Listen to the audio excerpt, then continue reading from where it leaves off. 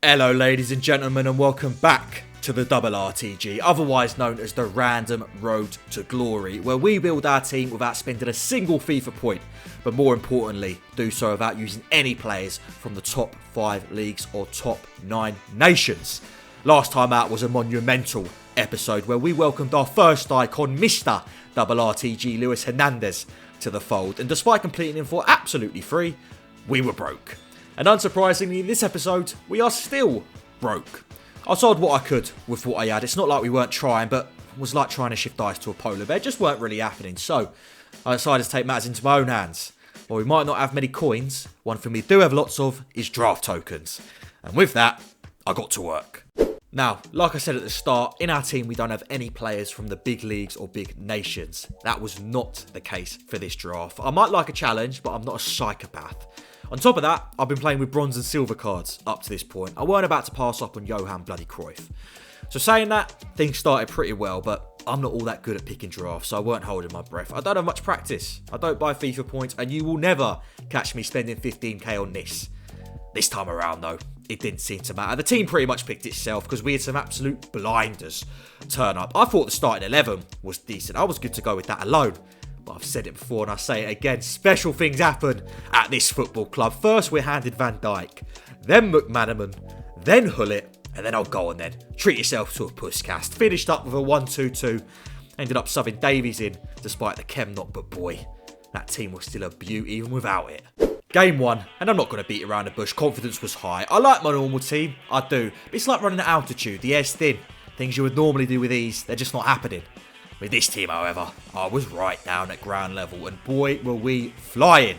Just over 10 minutes in, and please take a second to admire this turn. That is outrageous from you, Johan. Top bins, 1-0. That's not the only string to his bow, though. Score return provider, it's double Dutch, as Cruyff threads Hullet through to double our lead. The writing seemed well and truly on the wall for this one, but he held on for one more. This time it's Maka to do the damage. Ball over the top, skips round the keeper, and that was all she wrote. Game 2. And the way this one started was just looking like more of the same. To be honest, Cruyff to Puskas to Hullet, and just saying it out loud, you've got no chance. 1-0 with our first attack of the game. Minutes later, and it's Puskas this time, showing he can do it all. Assister, provider, postman even. Why? Because he always delivers. One-on-one with the keeper, and he don't miss those. At this point, I hold my hands up. I was on cruise control, so less said about that one, the better. Regardless, didn't take long for normal service to resume. Cruyff again with the burst of pace to get round the marker, and with that finish, it was on to game 3. Now this one was a little bit different. It's nothing to do with the team, more to do with that little symbol in the top left. Yes, the bloke snuck a friend in.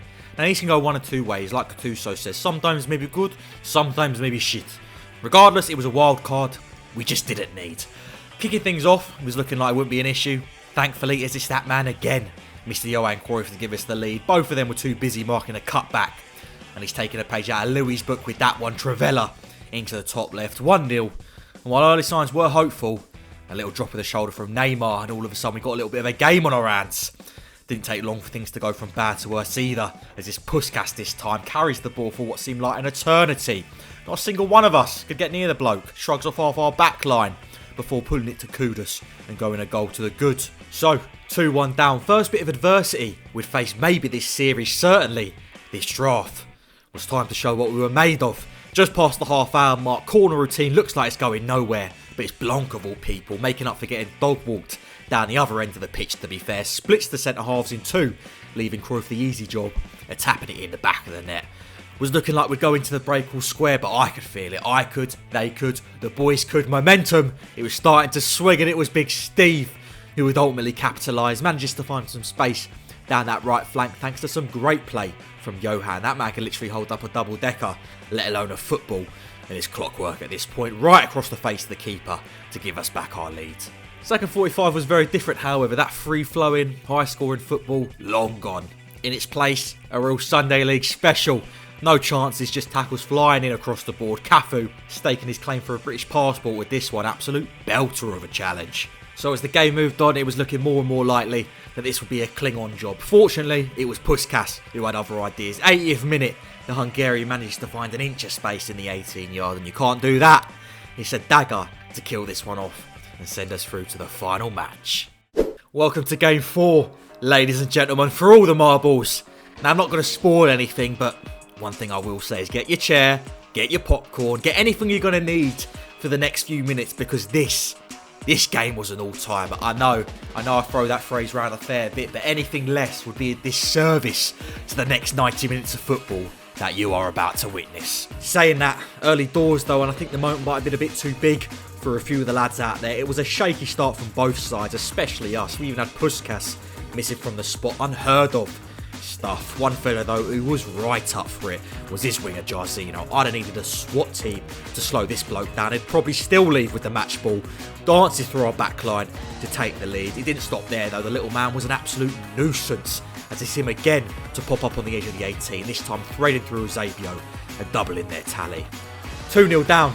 It was a rough start to say the least, but we weren't quite panic stations yet. Not at this club, you see. We got a love for the dramatic, and this game, well, it was a match made in heaven. 30th minute, and it's Trippier to win the ball back on the high press, and that man can find a needle in a haystack, spots the Hungarian in a crowd of black shirts, who with that wand of a left peg manages to throw us a lifeline. Moving into the second half, and just when we thought the game was cooling off a little, it's Puskas again to inject some much needed life into it. Goes down in the area to win us a penalty. Would have been easy for him to hand this one off after earlier, but balls are still to step up for another bite of the cherry. Bottom left, and just like that, we're all square.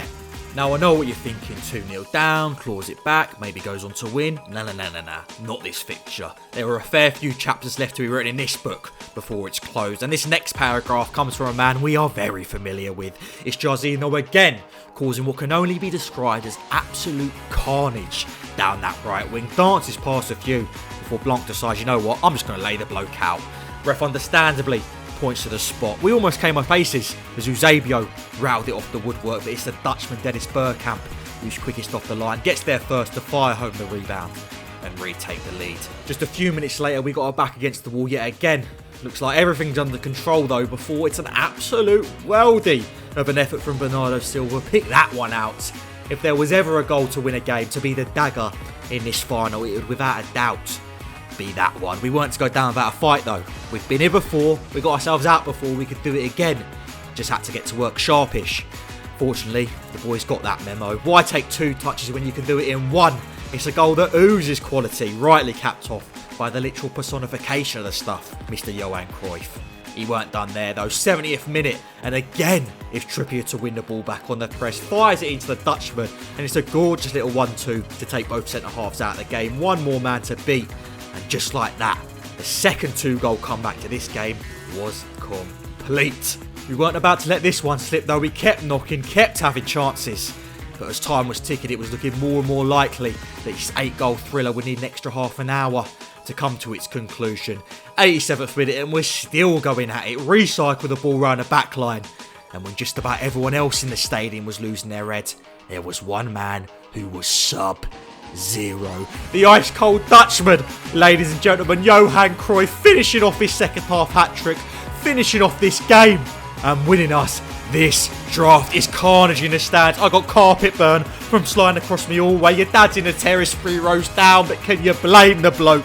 It's the game to end all games, and it's all thanks to that man there. Take a bow, son. So, I'll give you a second to get your breath back as we get our rewards. Clearly, EA didn't get the memo, as it's an absolutely criminal set of packs for winning a draft, especially winning it like that. Regardless, beggars can't be choosers at this point, pulling absolutely no one a note, but still gave us the little bump we needed to take our squad to the next level. So, with the money in the bank, we got to work. First purchase of the day, a man we tried to buy back in episode 1. Well, we're back to finish the job. It's the Moroccan Bonu to be our new number 1. Moving to the outfield, right back was in desperate need of attention, so started there, and there was only ever one man for this job. Alexander Bah, the man from Benfica. Decent set of stats, but his play styles are where this man shines. Whip cross, anticipate, bruiser, rapid, and relentless. If he gets one Evo, just one, it's over. It is over.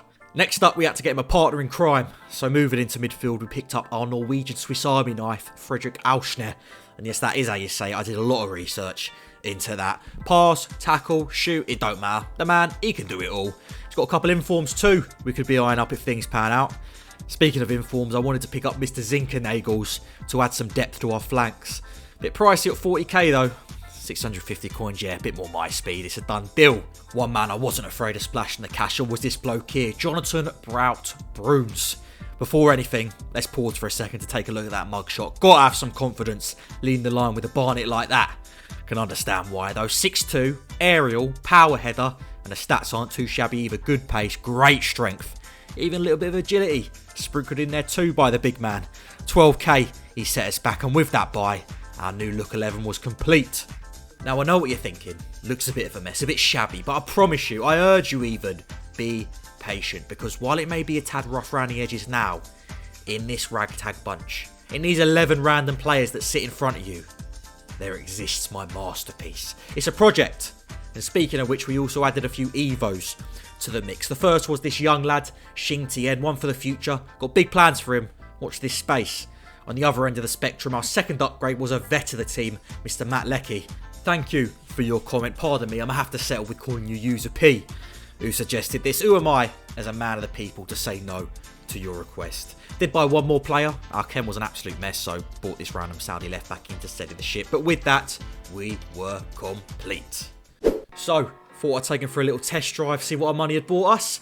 First game in Div 8. Opposition teams are starting to heat up a little bit, but with our upgrades, I weren't too concerned. They're already paying us back in full. Leckie's feeling himself a bit after that Evo, gives it one of those to find some space in the box. And the big man Brout, he ain't just a pretty face. On the first, finds Zinkernagel, who says what in form. Silver, and still finishing like that. Certainly can't complain. Wouldn't be an RTG if this man didn't get on the scoreboard. It's Hernandez to step up next, and it's a bread and butter finish from the Mexican to double our lead. Not long later, it's Louis again, taken out on the edge of the 18-yard, and step up the real icon. Eat your heart out, Puskás Jenko. He don't miss those. Forced the rage quit, and it was on to game 2. A decent side, but nothing special. Certainly nothing compared to this man. It's Brout to open up his scoring column for the club in what I'm sure will be the first of many for the big Norwegian. He'll have to put in some shift to catch this man, though. Not a game goes by where Louis don't put his name in the hat. It's our little fox in the box, the Mexican magician, to put us 2 to the good. And why not finish things off with a trademark Travella for the road? 3-0. And just like that, it's another 3 points. And that, ladies and gentlemen, is where we will be calling it a day. A great result in the draft, some more than decent upgrades to boot, so I'm calling that mission success. And who knows, maybe Foot Champs could be around the corner. Anyways, if you've enjoyed it, please don't forget to like, comment and subscribe. Really is the best part of YouTube, being able to interact with you lot. Again, I would like to thank you for your support thus far. Please have a wonderful day, whatever it is you are doing. And as always, I hope to see you next time.